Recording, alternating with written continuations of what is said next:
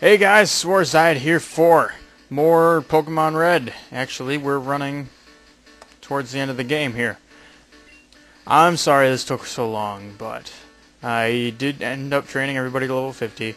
I had an issue with reverting to an old save on accident and having issues with I had to go through Victory Road again and try to duplicate it as best as possible. Which was nice. It was nice that I was planning to train right after, so I didn't have to worry about, doing exactly the same thing. So, moveset-wise, I went through all my old TMs, and I either sold or used them. I only used a few. Sean's moveset has been updated. I replaced Headbutt with Tri-Attack and Poison Gas with Toxic, which makes him pretty deadly. He needs exactly 6,000 experience. Nice. Drake, I believe, is the same.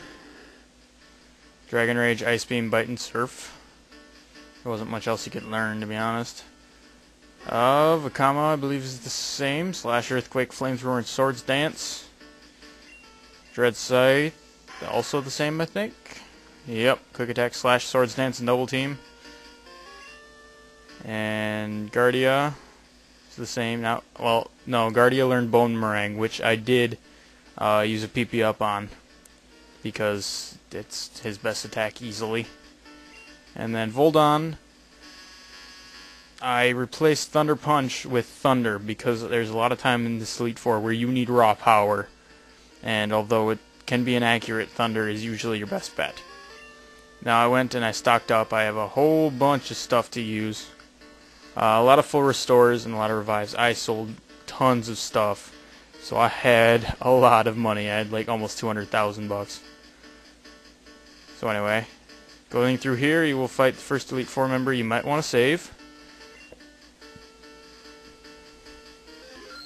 And ready, set, go. Now our first opponent is Lauralee, who uses ice types, although most of them are water types. So we're going to lead with Voldon.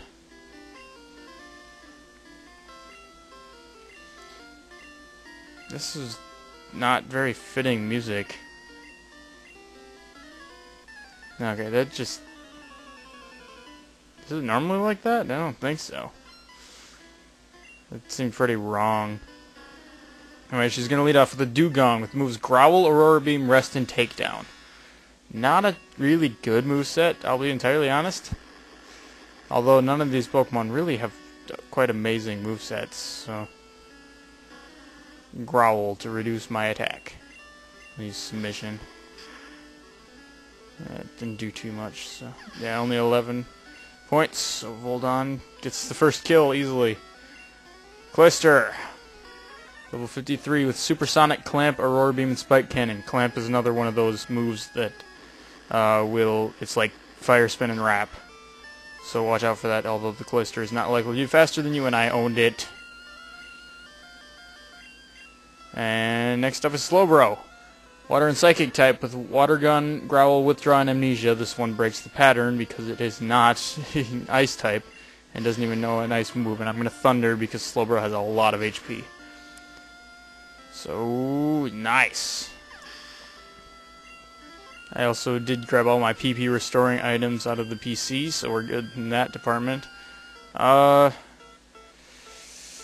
Dread Scythe's not going to see too much action, so I want to give him a shot at this. Jinx, level 56, with the moves Double Slap, Ice Punch, Body Slam, and Thrash. So we could be in danger if it gets us with an Ice Punch, but Jinx doesn't have very good defense, so I'm hoping a Slash. Yes! Very nice, Dread Scythe. Dread Scythe is unfortunately not going to be very good in here, just in general, because he's just not as, move-wise diverse or as powerful as the other guys, which is disappointing, because I really love my Scyther. Anyway, her last Pokemon, Lapras, Water and Ice type, level 56, with the moves Body Slam, Confuse Ray, Hydro Pump, and Blizzard. Here's where you got a good moveset, and this is where you want to Thunder. And hopefully it takes... Oh my god, that didn't even come close. All of the Elite Four members do use healing items, as far as I know, though. Although we will have to wait until later to see. And Voldon, you're level 51, very nice.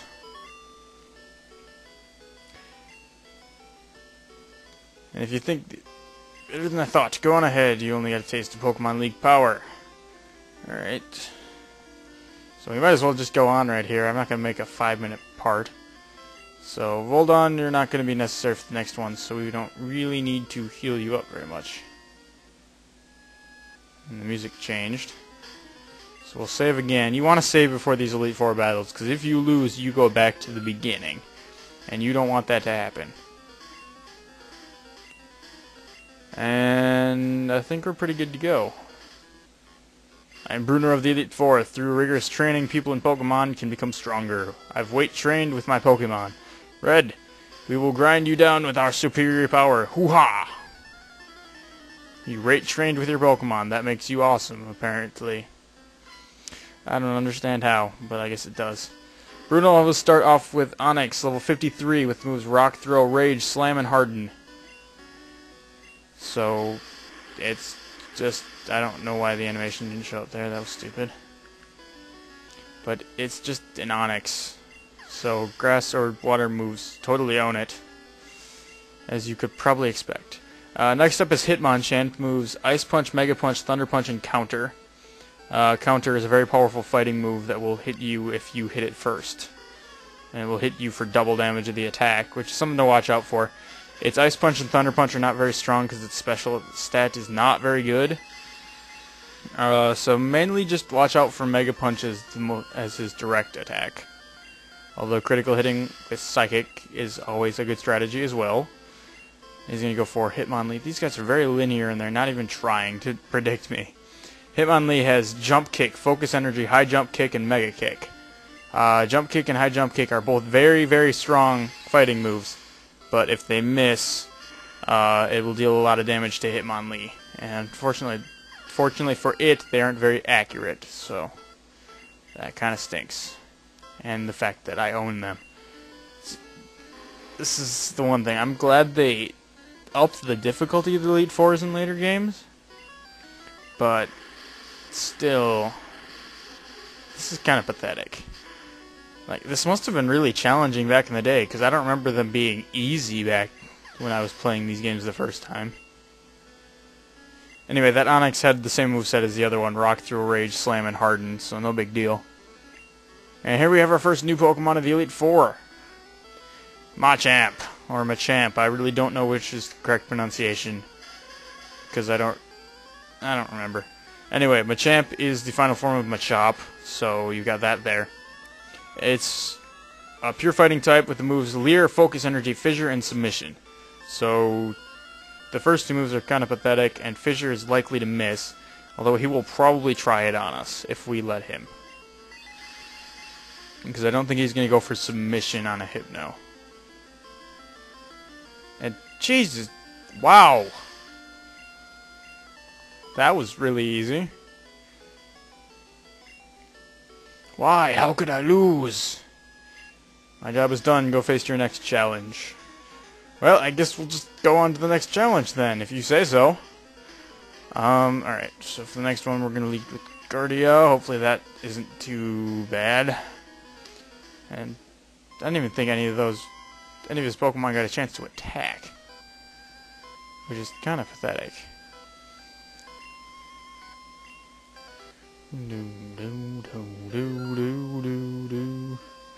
So we're just blazing through this. Alright, so next is Agatha of the Elite Four. Oak's taking a lot of interest in you, child. That old Duff was once tough and handsome. That was decades ago. Now he just wants to fiddle with his Pokedex. He's wrong. Pokemon are for fighting. It'll show you how a real trainer fights. Incorrect. Pokemon are not just for fighting, Agatha, you creepy old lady. Alright, so Agatha leads off with a new Pokemon, Gengar. Ghastly's final form and the only fully evolved ghost type in this generation. Agatha is technically a ghost type trainer. However, considering Ghastly's evolutionary line is the only ghost types in this generation, her actual team is more aligned with the poison type. So we're going to let the Gengar be stupid. It's got Confuse Ray, Nightshade, Hypnosis, and Dream Eater, so really only watch out if it gets you to fall asleep. Now, Bone Meringue is awesome because it hits twice, and it's it's very useful. Now we get Golbat, who haven't we used yet? I have Vakama you can try. I haven't used Vakama yet, have I? Strange. The starter's got to see at least some action. Come on. Golbat. Golbat has Supersonic, Confuse Ray, Wing Attack, and Haze. Haze will get rid of any status changes in play, so don't try that on Golbat, even though I hope you don't need to. Next she's going to go with Haunter. So she has to have an unevolved Pokemon because she can't fulfill the need for a Ghost-type team very well. And alright, the Haunter has the same moveset as the Gengar. Confuse Ray, Nightshade, Hypnosis, and Dream Eater. Oh, come on. Almost beat it in one hit with Boomerang. Bone-Meringue. And next is Arbok. I think we'll let Vakama take care of this one too. Because, honestly, Vakama's not going to see all that much action later on. The Arbok has Bite, Glare, Screech, and Acid. Glare will paralyze you. Watch out for that, because that can be very, very devastating. Especially if you only brought full restores and not full heals, and you aren't very damaged, but you're just paralyzed. And Jay used a Super Potion. Wow. What a great method of healing. Okay, then. And then Agatha will finish with her second Gengar. I don't know why I wanted to say third. I guess I was thinking the Hunter had evolved. Gengar has Confuse Ray, Nightshade, Toxic, and Dream Eater. Dream Eater is absolutely pointless on this thing because it can't put me to sleep. So we're just going to totally own it like the other ones. The other one and the Hunter. And I wish you guys put up more of a fight.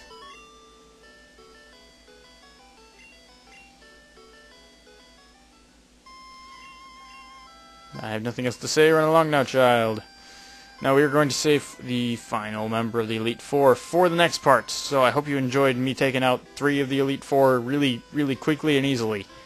So I will see you guys later.